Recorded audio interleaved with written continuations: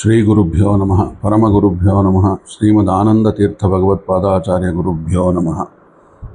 ವ್ಯಾಸಾಯ ಭವನಾಶಾಯ ಶ್ರೀಶಾಯ ಗುಣರಾಶಯೇ ಹೃದ್ಯಾಯ ಶುದ್ಧ ವಿದ್ಯಾಯ ಮಧ್ವಾಯ ಚ ನಮೋ ನಮಃ. ನಿನ್ನೆ ಸಿಕ್ಕಾಗ ನಾವು ಆಚಾರ್ಯ ಮಧ್ವರ ಗ್ರಂಥಾನುಸಂಧಾನ ಶುರು ಮಾಡಿದ್ವಿ. ಅಲ್ಲಿ ಆಚಾರ್ಯರ ಮೊದಲನೇ ಒಂದು ಗ್ರಂಥದ ವಿಶ್ಲೇಷಣೆ ಮಾಡಿದ್ವಿ. ಅದು ಅನುಕ್ರಮದಲ್ಲಿ ಮೊದಲನೆಯದಲ್ಲದೆ ಇದ್ರೂ ಬಹಳ ಮುಖ್ಯವಾದದ್ದು ಮಹಾಭಾರತ ತಾತ್ಪರ್ಯ ನಿರ್ಣಯ. ಅಲ್ಲಿಂದ ಮುಂದೆ ಎರಡನೆಯದು ಮಹಾಭಾರತ ತಾತ್ಪರ್ಯವನ್ನು ನೋಡೋಣ. ತಾತ್ಪರ್ಯ ನಿರ್ಣಯ ಬೇರೆ, ತಾತ್ಪರ್ಯ ಬೇರೆ. ಇದು ಯಮಕ ಪ್ರಾಸಬದ್ಧವಾದ ಶ್ರೀಕೃಷ್ಣನ ಕಥೆಯನ್ನು ನಿರೂಪಿಸುವಂಥ 80 ಪದ್ಯಗಳ ಪುಟ್ಟ ಕಾವ್ಯ ಇದು ಮಹಾಭಾರತ ತಾತ್ಪರ್ಯ. ಶ್ರೀಕೃಷ್ಣನ ನಾಯಕತ್ವದಲ್ಲಿ ಸೂತ್ರಧಾರತ್ವದಲ್ಲಿ ಪಾಂಡವರ ಬದುಕು ಹೇಗೆ ರೂಪಿತವಾಯಿತು ಅನ್ನೋದು ಇಲ್ಲಿನ ತಾತ್ಪರ್ಯ. ಅದಕ್ಕೆಂದೇ ಕೃಷ್ಣ ಕಥೆಯೆಂದಾದರೂ ಇದರ ಹೆಸರು ಹೇಳ್ಬೋದು, ಅಥವಾ ಮಹಾಭಾರತ ತಾತ್ಪರ್ಯ ಅಂತ ಬೇಕಾದರೂ ಹೇಳ್ಬೋದು. ಇದು ಯಮಕ ಪ್ರಾಸಬದ್ಧವಾದ್ದರಿಂದ ಇದನ್ನು ಯಮಕ ಭಾರತ ಅಂತಲೂ ಕೂಡ ಕರೀತಾರೆ. ಈ ಕಾವ್ಯದ ಶಬ್ದಚಿತ್ರಕ್ಕೆ ಒಂದು ಉದಾಹರಣೆ ಏನಪ್ಪ ಅಂದರೆ, ಒಂದು ಪದ್ಯ ನೋಡಿ ಇಲ್ಲಿ. ತತ್ರ ಯಶೋದಾ ತನಯಂ ಮೇನೆ ಕೃಷ್ಣಂ ಸ್ವಕೀಯ ಮಮದಾ ತನಯಂ ತನ್ಮಾತಾ ಕೋಪಮಿತ ತಮನುಸಾರಸಾತ್ಮ ವಾದವೇಕೋಪಮಿತಾಹ ಅಂತ. ಈ ಗ್ರಂಥದ ಬಗ್ಗೆ ನಾರಾಯಣ ಪಂಡಿತರು ತಮ್ಮ ಮಧ್ವವಿಜಯದಲ್ಲಿ ಏನು ಹೇಳ್ತಾರೆ ಅಂದರೆ, ಭಗವಶ್ಚಿಂತ್ರ ಕವಿತಾಂ ಲೌಕಿಕಂ ದರ್ಶನಕ್ಕೀಲ ಗೋಪ್ಯಂ ಭಾರತ ಸಂಕ್ಷೇಪ ಮೃಕಥಾ ವಿಶ್ವವಿಸ್ಮಯಂ ಅಂತ ಹೇಳ್ತಾರೆ. ಲೋಕದ ಸಾಮಾನ್ಯ ಮಂದಿ ಬಯಸುವಂಥ ಶಬ್ದಪ್ರಾಸಗಳನ್ನು ಬಳಸಿ ರಚಿಸಿದ ಈ ಕೃತಿಯಲ್ಲಿ ಆಚಾರ್ಯ ಮಧ್ವರು ಭಾರತದ ರಹಸ್ಯವನ್ನು ಸಂಗ್ರಹಿಸಿದ್ದಾರೆ. ಇದು ಪಂಡಿತ ವರ್ಗ ಬೆರಗು ಪಡುವಂತಹ ಚಿತ್ರಕಾವ್ಯ ಅಂತ ನಾರಾಯಣ ಪಂಡಿತರು ಮಧ್ವವಿಜಯದಲ್ಲಿ ಅವರ ಲೈಫ್ ಅವರ ಬಯೋಗ್ರಫಿಯನ್ನು ಬರೆಯುವಾಗ ಬರೆದಿರುವಂಥದ್ದು. ಇದು ಕಾವ್ಯದ ದೃಷ್ಟಿಯಿಂದಾಗಲಿ ಆಧ್ಯಾತ್ಮದ ದೃಷ್ಟಿಯಿಂದಾಗಲಿ ಅಷ್ಟೊಂದು ಮಹತ್ವವಿಲ್ಲದ ಬರಿಯ ಮನೋರಂಜನೆಯ ಶಬ್ದಪ್ರಾಸಗಳೇ ಇಂಥ ಚಿತ್ರಕಾವ್ಯವನ್ನು ಆಚಾರ್ಯರು ಯಾತಕ್ಕೋಸ್ಕರ ರಚಿಸಿದರು ಅಂತ ಕೇಳಿದ್ರೆ ಇದಕ್ಕೊಂದು ಐತಿಹ್ಯ ಇದೆ. ಒಮ್ಮೆ ಒಂದು ಪಂಡಿತರ ಗೋಷ್ಠಿಯಲ್ಲಿ ಆಚಾರ್ಯರು ತಮ್ಮ ವಾದವನ್ನು ಮಾಡ್ತಾ ಇದ್ದಾಗ ವೇದಾಂತದಲ್ಲಿ ಆಚಾರ್ಯರನ್ನು ಸೋಲಿಸಲಾಗದ ಕೆಲವು ಕುಹಕಿಗಳೇನು ಮಾಡಿದ್ರು ಅಂದರೆ, ಏನಿದ್ದರೂ ನಿಮ್ಮದು ಶುಷ್ಕ ವೇದಾಂತ, ಕಾವ್ಯದ ಕಸರತ್ತು ನಿಮ್ಮಿಂದ ಸಾಧ್ಯವಿಲ್ಲ ಅಂತ ಒಂದು ಕುಟುಕಿದರು. ಆಗ ಕಾವ್ಯದ ಕಸರತ್ತು ನಿಮ್ಮಿಂದ ಸಾಧ್ಯವಿಲ್ಲ ಅಂದಾಗ ಆ ಪಂಥಾಹ್ವಾನವನ್ನು ಸ್ವೀಕರಿಸಿದ ಆಚಾರ್ಯರು ಆ ಸಭೆಯಲ್ಲೇ ಆ ಕ್ಷಣದಲ್ಲೇ ಈ ಯಮಕ ಪದ್ಯಗಳನ್ನು ರಚಿಸಿ ಬರೆಸಿದರು. ಬರ್ಕೊಳ್ಳಿ ಅಂಥೇಳಿ ಅವರ ಶಿಷ್ಯರಿಂದ ಬರೆಸಿದ್ರು. ಇದನ್ನು ಕಂಡ ಕುಹಕಿಗಳು ತಂಡ ಆಚಾರ್ಯರ ಸರ್ವಗ್ರಾಹಿ ಪಾಂಡಿತ್ಯವನ್ನು ಕಂಡು ಬೆರಗಾಗಿ ತಪ್ಪೊಪ್ಪಿ ಮಣಿಯುವಂತಾಯಿತು. ಹೀಗೆ ಯಾರೋ ಕುಹಕಿಗಳ ಪಂಥಾಹ್ವಾನದಿಂದ ಒಂದು ಅಪೂರ್ವವಾದ ಚಿತ್ರಕಾವ್ಯ ನಮಗೆ ದೊರಕುವಂತಾಯಿತು. ನಾವು ಎಂದಿಗೂ ಆ ಕುಹಕಿಗಳಿಗೆ ಋಣಿಯಾಗಿರಬೇಕು. ಆ ಪಂಥ ನೀಡಿದ ಈ ಪಂಡಿತರಿಗೆ ನಮ್ಮ ಕೃತಜ್ಞತೆ ಸಲ್ಲಲೇಬೇಕು. ಅದು ಅವರ ಮಹಾಭಾರತ ತಾತ್ಪರ್ಯವಾದರೆ, ಮುಂದೆ ಬೃಹದಾದಂಥ ಒಂದು ಅದ್ಭುತವಾದಂಥ ಒಂದು ಗ್ರಂಥವನ್ನು ಕೊಟ್ಟರು, ಗೀತಾಭಾಷ್ಯ. ಗ್ರಂಥಾನುಕ್ರಮದಲ್ಲಿ ನೋಡೋದಾದರೆ ಗೀತಾಭಾಷ್ಯವೇ ಆಚಾರ್ಯರ ಮೊದಲ ಕೃತಿ. ಆಚಾರ್ಯರು ಮೊದಲ ಬಾರಿಗೆ ಬದರಿಗೆ ಹೋದಾಗ ಈ ಗ್ರಂಥವನ್ನು ರಚಿಸಿ ಕೊಂಡೊಯ್ದಿದ್ದರು. ಅಲ್ಲಿ ವೇದವ್ಯಾಸರಲ್ಲಿ ಬದರಿಯಲ್ಲಿ ಅವರಿಗೆ ಅರ್ಪಿಸಿದರು. ಅದರಿಂದ ಗಾತ್ರದಲ್ಲಿ ಚಿಕ್ಕದಾದರೂ ಗೀತೆಯ ತಿರುಳನ್ನು ತೋರುವಲ್ಲಿ ಈ ತನಕದ ವ್ಯಾಖ್ಯಾನಗಳು ನೀಡದ ಬೆಳಕನ್ನು ಈ ಭಾಷ್ಯ ನೀಡುತ್ತೆ. ಗೀತೆಯನ್ನು ಎಲ್ಲರೂ ತಮಗೆ ಬೇಕಾದಂತೆ ಅರ್ಥೈಸಿ ಟಿಪ್ಪಣಿಗಳನ್ನು ಬರೆಸಿದ್ದಾಗ ಪ್ರಾಚೀನ ಪ್ರಮಾಣಗಳ ಗ್ರಂಥಗಳ ಆಧಾರದಿಂದಲೇ ಗೀತೆಯ ಭಾವವನ್ನು ಸ್ಫುಟಪಡಿಸುವ ಮೊದಲ ಪ್ರಯತ್ನವಾಗಿ ಆಚಾರ್ಯರು ಈ ಗ್ರಂಥವನ್ನು ರಚನೆ ಮಾಡಿದ್ರು. ನಾವು ನೋಡ್ತಾ ಇದ್ದೀವಿ, ಈಗ ನಾವು ಆಚಾರ್ಯತ್ರಯರ ಭಾಷ್ಯವನ್ನು ನೋಡ್ತಾ ಇದ್ದೀವಿ, ಅದಾದಮೇಲೆ ವಿಶ್ಲೇಷಣೆ ಮಾಡ್ತಿದ್ದೀವಿ. ಎಷ್ಟೋ ಜನ ನೀವುಗಳೇ ಹೇಳಿದ್ದೀರಾ, ಮಧ್ವರ ಭಾಷ್ಯ ನಮಗೆ ಬಹಳ ಸುಲಲಿತವಾಗಿ ಬಹಳ ಅರ್ಥಪೂರ್ಣವಾಗಿ ಲಾಜಿಕಲ್ಲಾಗಿ ಕಾಣ್ತಾ ಇದೆ ಅಂತ. ಆಚಾರ್ಯರಿಗೆ ಗೀತೆಯ ಮೂಲ ಸ್ಫೂರ್ತಿ, ಗೀತೆಯೇ ಕೂಡ ಭಾರತೀಯ ತತ್ವಜ್ಞಾನದ ಸಾರ ಸಂಗ್ರಹವೇ ಭಾರತ ಮತ್ತು ಭಗವದ್ಗೀತೆ ಎಂದು ಅಂಬೋಣಂತೆ.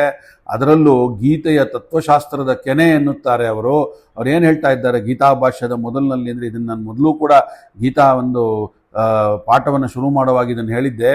ಮಹಾಭಾರತ ಪಾರಿಜಾತ ಮಧುಭೂತಾಂ ಗೀತಾಮುಪನಿ ಬಬಂಧ ಅಂತ ಹೇಳ್ತಾರೆ. ಅಂದರೆ ವೈದಿಕ ವಾಂಗ್ಮಯವೆಂಬ ಹೂವಿನ ಗಿಡದಲ್ಲಿ ಅರಳಿದ ಪಾರಿಜಾತ ಕುಸುಮ ಮಹಾಭಾರತ, ಪಾರಿಜಾತದ ಸವಿಜೇನು ಭಗವದ್ಗೀತೆ ಅಂತ ಹೇಳ್ತಾರೆ. ಅದಕ್ಕಾಗಿಯೇ ಅವರು ಮೊದಲು ಗೀತಾಭಾಷ್ಯವನ್ನು ರಚನೆ ಮಾಡಿದ್ರು. ಈ ಕೃತಿ ಆಚಾರ್ಯರ ಎಲ್ಲ ಕೃತಿಗಳಂತೆ ಆಕೃತಿಯಲ್ಲಿ ವಾಮನ, ಆದರೆ ಅರ್ಥದಲ್ಲಿ ತ್ರಿವಿಕ್ರಮಾವತಾರ ಇದು. ಮುಂದಿನದು ಇದೇ ಒಂದು ನಿಟ್ಟಿನಲ್ಲಿ ಗೀತಾ ತಾತ್ಪರ್ಯ ನಿರ್ಣಯ. ಇದನ್ನು ನಾವು ನೋಡ್ತಾ ಇದ್ದೀವಿ ಪ್ರತಿ ಶ್ಲೋಕದಲ್ಲೂ.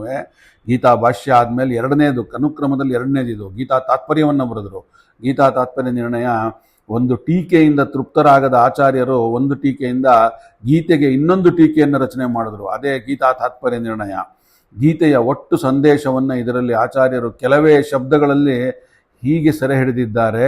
ಅದನ್ನು ನಾವು ನೋಡ್ತಾ ಇದ್ದೀವಿ. ಒಂದೊಂದು ಮಿತಭಾಷೆಯಲ್ಲಿ ಒಂದೊಂದು ಲೈನು ಒಂದೊಂದು ವರ್ಡಲ್ಲಿ ಹೇಳಿದ್ದಾರೆ. ಅದರಿಂದ ತನ್ನ ಜೀವಕ್ಕಂಟಿದ ವೃತ್ತಿಯನ್ನು ಅವಲಂಬಿಸಿ ಭಗವದ್ದರ್ಪಣ ಬುದ್ಧಿಯಿಂದ ಭಕ್ತಿಯಿಂದ ಬಾಳನ್ನು ನಡೆಸುವುದೇ ಧರ್ಮ. ಇದಕ್ಕೆ ವಿರುದ್ಧವಾದ ಸುಸಾಮಯವಾದ ಸ್ವಾರ್ಥಮಯವಾದ ಎಲ್ಲ ಬಗೆಯ ಬದುಕು ಅಧರ್ಮ. ಇದೇ ಧರ್ಮಾಧರ್ಮದ ಸಾರ ಮತ್ತು ಇದೇ ಭಗವದ್ಗೀತೆಯಲ್ಲೂ ಕೃಷ್ಣ ಉಪದೇಶದ ಸಾರ ಅನ್ನುತ್ತಾರೆ ಆಚಾರ್ಯರು.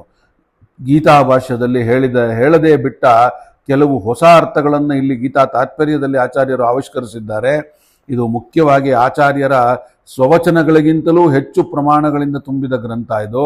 ಗೀತೆಯ ಸಂದೇಶವನ್ನು ನೂರಾರು ಪ್ರಾಚೀನ ಗ್ರಂಥಗಳ ಸಂವಾದದಿಂದ ಸಮರ್ಥಿಸುವಲ್ಲಿ ಒಂಥರ ಈ ಗ್ರಂಥ ಪಾತ್ರ ಅಸಾಧಾರಣವಾಗಿದೆ. ಗ್ರಂಥದ್ದು ಗೀತಾ ಪ್ರಸ್ಥಾನದ ಮೇಲಣ ಈ ಎರಡೂ ಗ್ರಂಥಗಳ ಬಗೆಗೆ ಶ್ರೀ ಮಧ್ವವಿಜಯ ಏನು ಹೇಳುತ್ತಪ್ಪ ಅಂತಂದರೆ, ಗೀತಾ ತಾತ್ಪರ್ಯ ಭಾಷ್ಯಾಂ ವಿಶ್ವಂ ಪ್ರಕಾಶ್ಯತೆ ಗೋಗಣೈರ ಪ್ರತೀಕಾರೈಹಿ ಕೆ ದುಂಬ್ಯ ಮಿವುದಾದಿಕಂ ಅಂತ ಹೇಳುತ್ತೆ. ಅಂದರೆ ಗೀತಾ ತಾತ್ಪರ್ಯ ಮತ್ತು ಭಾಷ್ಯಗಳು ಸೂರ್ಯಚಂದ್ರರಂತೆ ತಡೆ ಇಲ್ಲದೆ ತಮ್ಮ ವಾಗ್ಗುಂಪ ಅಂದರೆ ಒಂದು ಕಿರಣಗಳಿಂದ ವಾಗ್ಗುಂಚದಿಂದ ವಿಶ್ವವನ್ನು ಬೆಳಗಿಸ್ತಾ ಇವೆ ಅಂತ ಒಂದು ಹೇಳುತ್ತೆ. ಇದು ಮಧ್ವ ವಿಜಯದಲ್ಲಿ ನಾರಾಯಣ ಪಂಡಿತರು ಬರೆದಿರುವಂಥದ್ದಿದು. ಮುಂದನೆಯದು 5ನೇ ಗ್ರಂಥ ಭಾಗವತ ತಾತ್ಪರ್ಯ ನಿರ್ಣಯ. ಇದು ನೋಡಿ ಯಾವ್ಯಾವ್ದಾಯ್ತು. ನಾವೀಗ ನೋಡಿದ್ದು ಮಹಾಭಾರತ ತಾತ್ಪರ್ಯ ನಿರ್ಣಯ ಆಯಿತು, ಮಹಾಭಾರತ ತಾತ್ಪರ್ಯ ಆಯಿತು, ಗೀತಾ ಭಾಷ್ಯ ಆಯಿತು, ಗೀತಾ ತಾತ್ಪರ್ಯ ನಿರ್ಣಯ ಆಯಿತು. ಈಗ ಮುಂದಿನ ಕೃತಿಯ ಗ್ರಂಥ ಅವರದ್ದು ಭಾಗವತ ತಾತ್ಪರ್ಯ ನಿರ್ಣಯ. ಇದು ಪುರಾಣಗಳಲ್ಲೇ ಅತ್ಯಂತ ಹೆಚ್ಚು ಪ್ರಸಿದ್ಧವಾದ ಭಾಗವತಕ್ಕೆ ರಚಿಸಿದ ಟೀಕೆ. ಇದು ಭಾಗವತದ ನೆಪದಿಂದ ಎಲ್ಲ ಪುರಾಣಗಳು ಅರ್ಥವನ್ನು ಹಚ್ಚುವ ಪ್ರಾಚೀನ ವಿಧಾನವನ್ನು ತಿಳಿಸುವಂಥ ಒಂದು ಅಪೂರ್ವ ಗ್ರಂಥ ಇದು. ಪುರಾಣಗಳಲ್ಲಿ 3 ಬಗೆಯ ಭಾಷಾ ಪ್ರಭೇದಗಳಿವೆ. ನಾನು ಇದನ್ನು ಬಹಳಷ್ಟು ಸತಿ ಹೇಳಿದ್ದೀನಿ. ಗುಹ್ಯ ಭಾಷೆ, ದರ್ಶನ ಭಾಷೆ, ಸಮಾಧಿ ಭಾಷೆ ಅಂತ. ಇವುಗಳ ಪ್ರಭೇದವನ್ನು ತಿಳಿಯದೆ ಪುರಾಣಗಳನ್ನು ಓದಿದರೆ ಅರ್ಥಕ್ಕಿಂತ ಅನರ್ಥವೇ ಆಗುವ ಹೆಚ್ಚು ಸಂಭವ. ಈ ನಿಟ್ಟಿನಲ್ಲಿ ಪುರಾಣಗಳನ್ನು ಗಮನಿಸಿ ಎಂದು ಎಚ್ಚರಿಸಿದ ಮೊದಲ ವ್ಯಕ್ತಿ ಆಚಾರ್ಯ ಶ್ರೀ ಮಧ್ವರು. ಅಂತಹ ಅರ್ಥ ಹಚ್ಚುವ ವಿಧಾನವನ್ನು ತೋರಿಸಿ ಪುರಾಣಗಳ ಅಂತರಂಗವನ್ನು ಬಯಲು ಮಾಡುವ ಏಕಮೇವ ದ್ವಿತೀಯ ಗ್ರಂಥ ಇದು. ಇನ್ನೊಂದಿಲ್ಲ ಇದು, ಎರಡನೇದು ಈ ಥರದ್ದು ಭಾಗವತ ತಾತ್ಪರ್ಯ ನಿರ್ಣಯ. ಪುರಾಣಗಳ ಈ ಬಗೆಯ ಅಧ್ಯಯನ ಆಚಾರ್ಯರ ಮೊದಲು ನಡೆದ ದಾಖಲೆಯೇ ಇಲ್ಲ. ಇದಕ್ಕಿಂತ ಮೊದಲು ಈ ಥರದ್ದು ಒಂದು ಭಾಗವತ ತಾತ್ಪರ್ಯ ಬರದೇ ಇಲ್ಲ ಯಾರೂ. ಆಚಾರ್ಯರ ಅನಂತರದವರು ಈ ಆವಿಷ್ಕಾರವನ್ನು ಬಳಸಿಕೊಂಡ ದಾಖಲೆಯೂ ಕೂಡ ಇಲ್ಲ. ಅದರಿಂದ ಇಂಥ ಗ್ರಂಥ ಹಿಂದೂ ಎಂದೂ ಆಗಿರಲಿಲ್ಲ, ಇನ್ನು ಮುಂದೂ ಆಗಲಿಕ್ಕಿಲ್ಲ.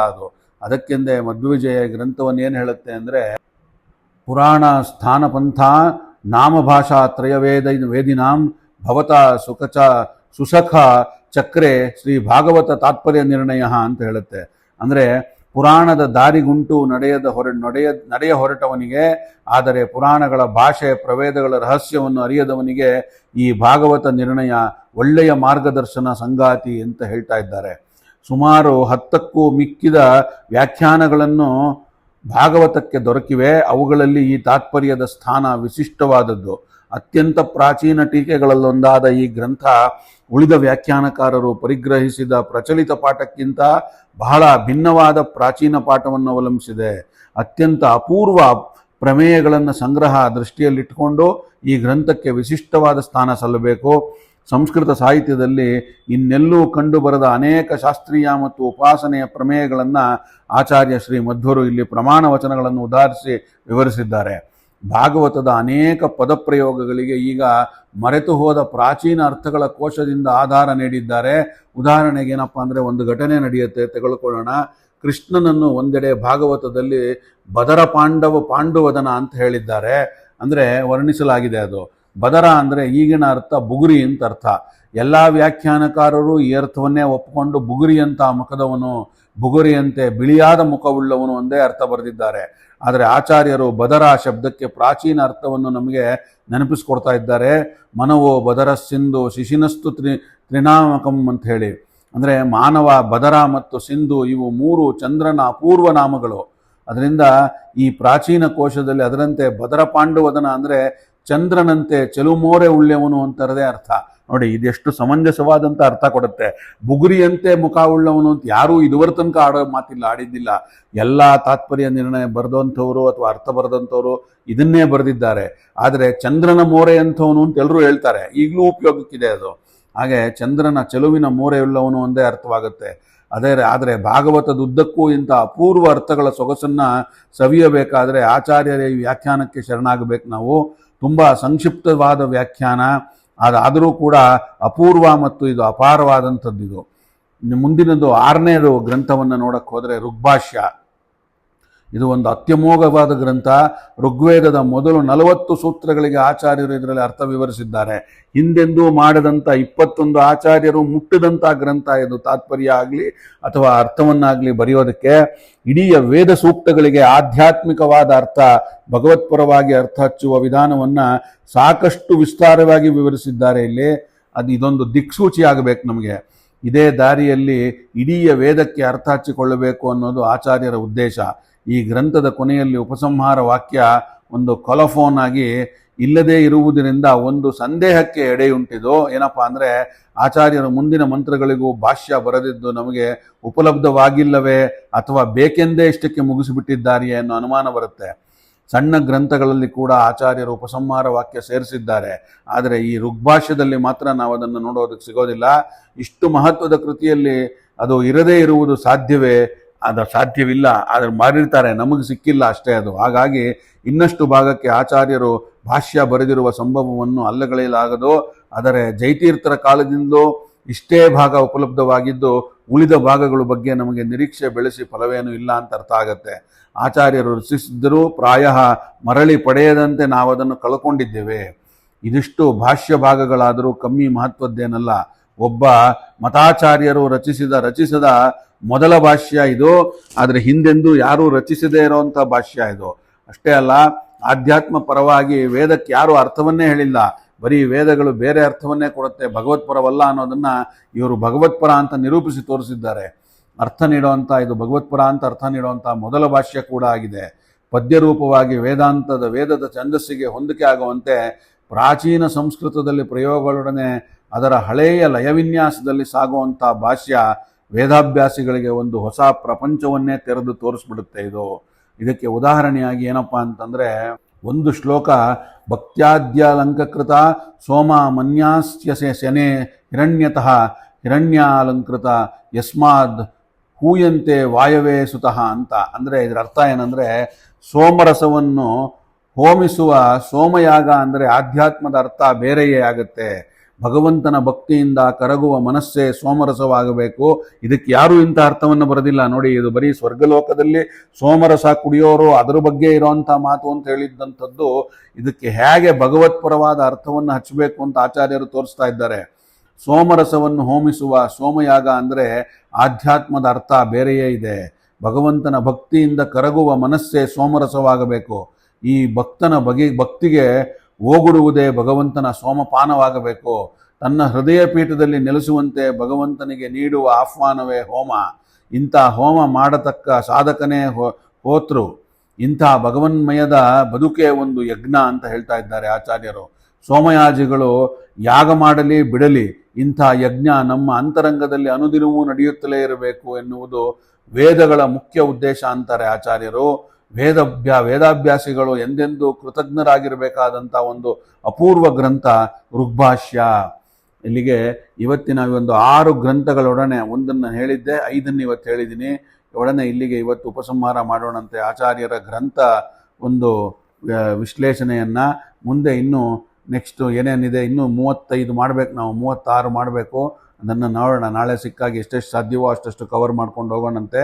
ಅಲ್ಲಿವರೆಗೂ ಇವತ್ತಿನ ಈ ಒಂದು ಆಚಾರ್ಯರ ಚಿಂತನವನ್ನು, ಗ್ರಂಥಗಳ ಬಗ್ಗೆ ಚಿಂತನವನ್ನು ಇಲ್ಲಿಗೆ ಉಪಸಂಹಾರ ಮಾಡಿ ಇದನ್ನು ನನ್ನ ಗುರುಗಳಾದ ಬನ್ನಂಜ ಅವರಿಗೆ ಹಾಗೂ ಅವರ ಅಂತರ್ಯಾಮಿಯಾದ ಇದೇ ಶ್ರೀಮದ್ ಆಚಾರ್ಯರು ಹಾಗೂ ಕೃಷ್ಣ ಪರಮಾತ್ಮನ ಪಾದಗಳಿಗೆ ಅರ್ಪಣೆಯನ್ನು ಮಾಡೋಣ.